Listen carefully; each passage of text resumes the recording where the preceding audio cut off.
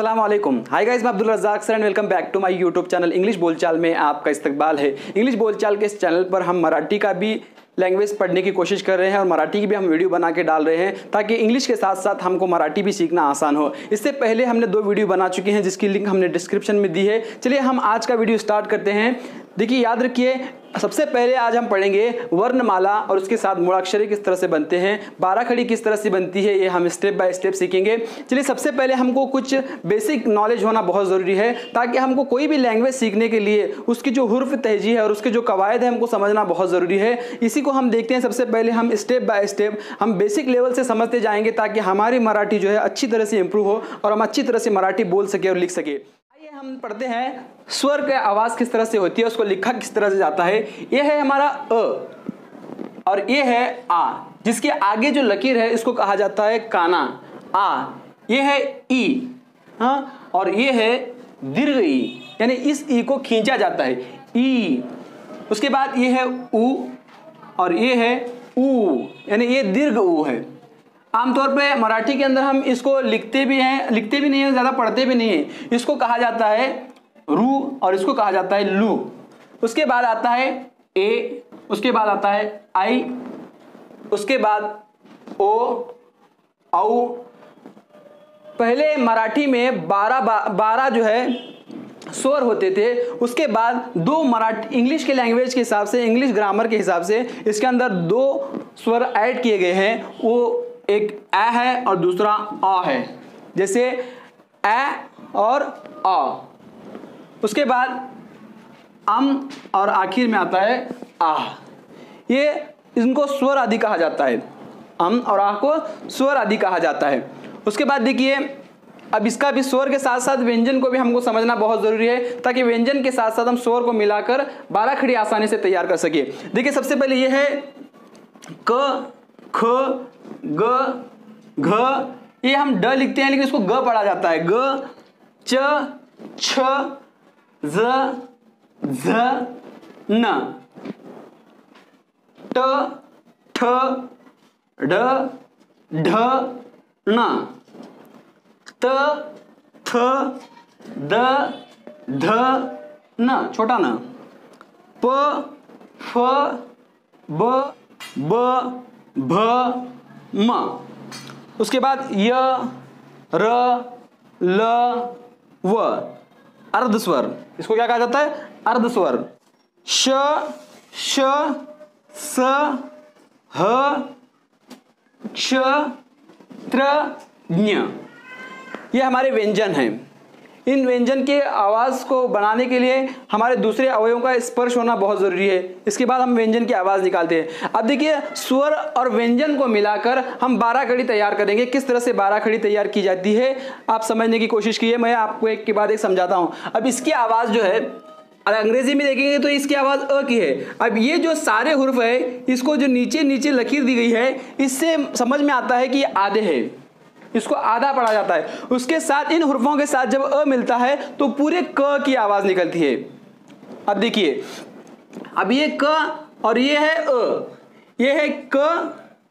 अंग्रेजी में अगर हम देखेंगे तो ये क और उसके बाद है ये अ। जैसे क, उसके बाद आएगा अ, उसके बाद बराबर बनता है क, क, अ, क। इस तरह से बनता है क्योंकि हर हुर्फ में हमको अ को मिलाते हुए जाना है। अब देखिए, इसकी आवाज़ हल्की अलिफ की आती है। जब अगर हम उर्दू से समझने की कोशिश करते हैं तो इसकी आवाज़ हल्की अलिफ से आती है। अब इसको क्या किया गया है? अलिफ में अलिफ जोड़ा गया है, यानी अलिफ पर मद आ गया है। अ को ही हमने आ बनाया है। और ये जो ई है, ये जेर की आवाज़ आती है, हल्की सी ई की आवाज़ आती है और यहाँ पर हम पूरी ई लिखते हैं। उसके बाद ऊ के लिए हम पेश लगाते हैं और यहाँ पर ऊ, यानी इसको खींचा जाता है। अब समझने के लिए हम देखते हैं इसको 12 खड़ी, हम क को लेकर हम 12 खड़ी बनाने की कोशिश करते हैं। सबसे पहले तो हमने क को समझा, हम सबसे पहले क्या करेंगे? लिखेंगे क। ये हमारा पूरा क बन गया। क को हमने अ जुड़ा के क्या बनाया? क। उसके बाद क्या बनाना है? क में आ मिलाना है। अब ये आ को कैसे लिखते हैं? सिर्फ आगे एक लकीर दी जाती है, उसको मराठी के अंदर काना कहा जाता है। जैसे ये हमने लिखा क और उसके आगे हमने एक लकीर दी, इसको कहते हैं काना। कला काना का, क आ का, क्या बना, क आ का। अब यहां पर हल्की ई की आवाज है, यानी पहली वेलांटी इसको दी जाती है, यानी पहले लकीर गिराई जाती है इसकी, क के पहले लकीर गिरा के उसको ऊपर से वेलांटी दी जाती है, क ला पहली वेलांटी की। इसको जल्दी से पढ़ा जाता है, क ला पहली वेलांटी की।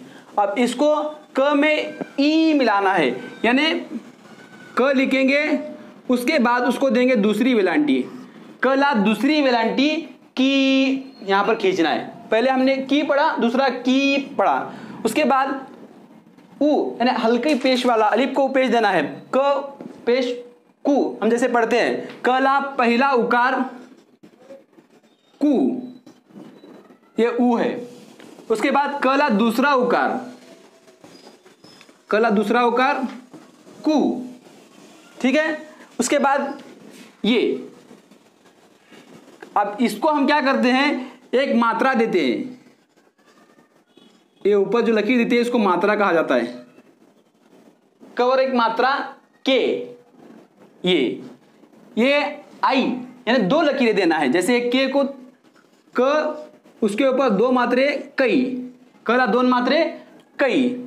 उसके बाद वो किस तरह से लिखना है, हमने क लगाना है, उसके बाद एक काना लगाना है और उसको एक मात्रा देना है, कला काना एक मात्रा को, कला काना एक मात्रा को। उसके बाद हमने लिखा क, उसके बाद एक काना है और दो मात्रे हैं, कला एक काना दोन मात्रे कौ, औ है ना, तो इसको हम पढ़ेंगे क ला काना दोन मात्रे कौ। उसके बाद अनुस्वार है, अम की आवाज है, स्वर आदि, यानी जो स्वर पहले इसकी आवाज स्वर की आती है, अम, अ की आवाज आई, आखिर में म की हल्की सी आवाज आ रही है, तो हम क को लिखेंगे और उसके बाद उसके ऊपर एक अनुस्वार देंगे, क्या बना ये, कम। और उस तरह से इसके बाद कहा भी क्या है, स्वर आदि है, स्वर की आवाज पहले आ रही है, क लिखेंगे और उसके बाद हम लगाएंगे दो नुक्ते, इस तरह से कहा, क, का, की, कु, के, कई, को, कऊ, कम, कहा। ये बन गई हमारी 12 खड़ी। बहुत ही आसान है। अगर आप स्वर को और व्यंजन को समझ जाएंगे, इसकी अगर बेसिक को समझ जाएंगे, तो आप कोई भी जो सेंटेंस लिखना है, मराठी का शब्द लिखना है या फिर वाक्य लिखना है, इसको आप आसानी से समझ जाएंगे। अब इन तमाम को, सारे ही व्यंजन को लेकर तुमको क्या करना है, 12 खड़ी बनाना है। चलिए मैं और एक एग्जांपल लेता हूं, क के बाद मैं ख लेकर दिखता हूं कि किस तरह से हमको इसको लिखना है। में अ मिला क्या बना, ख। उसके बाद ख में आ मिलाना है, ख ला, उसके बाद क्या लिख देते हैं, हम एक लकीर देते हैं जिसको हम काना कहते हैं, ख ला काना खा, ख ला काना खा। ये क्या है, पहली वेलांटी आती है, जो छोटी ई की आवाज आती है, ख ला पहली वेलांटी खी, ख ला पहली वेलांटी खी। उसके बाद खला दूसरी वेलांटी खी, खला दूसरी वेलांटी खी, सॉरी खला दूसरी वेलांटी खी। उसके बाद खला पहला उकार, खला पहला उकार खू। उसके बाद खला दूसरा उकार खू। उसके बाद खबर एक मात्रा खे, हाँ। उसके बाद सॉरी खबर दोन मात्रे खई, खला काना एक मात्रा खो, खला काना दोन मात्रे खऊ, खबर अनुस्वार खम का खा। बहुत ही आसान है गाइस, आप इसे समझने की कोशिश करेंगे तो आप सारे ही व्यंजन को और स्वर को मिलाकर 12 खड़ी आप आसानी से तैयार करेंगे। आपको जब 12 खड़ी तैयार हो जाएंगी तो आप शब्द आसानी से बना सकेंगे। तो गाइस हमारा आज का वीडियो यहाँ पर कंप्लीट होता है। अगर आपको ये वीडियो अच्छा लगा है तो इसको प्लीज